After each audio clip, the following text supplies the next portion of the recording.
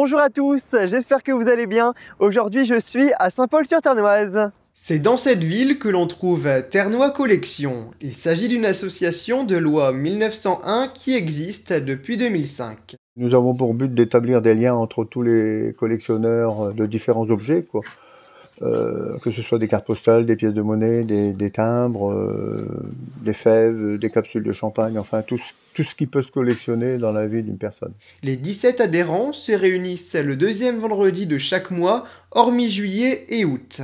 Un programme bien chargé est prévu à chaque réunion. Pour parler de ses passions surtout, faire le point sur ses trouvailles, lire des revues spécialisées auxquelles on est déjà abonné, genre Carte Postale Magazine ou le collectionneur Schinner.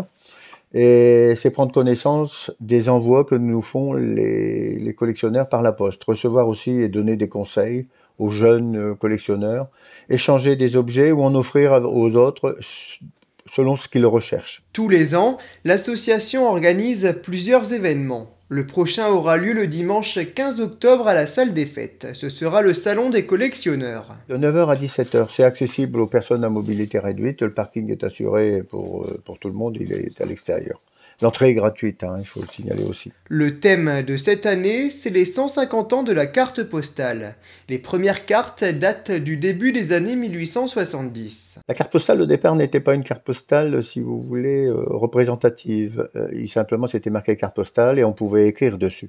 Ensuite, il y a eu de la figuration, ils ont fait des photos de lieux, d'activités, jusqu'en à peu près 1890. Mais c'est selon les pays, parce qu'il y a des pays qui étaient en avance. Par exemple, l'Allemagne était en avance avec l'Autriche.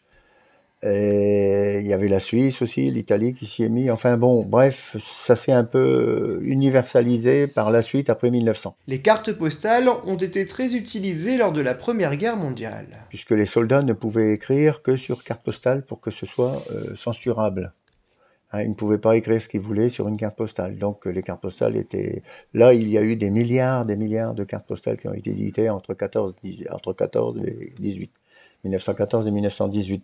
Il y a eu un fléchissement à partir de 1930 et depuis ça fléchit et les cartes postales sont de moins en moins éditées, quoi.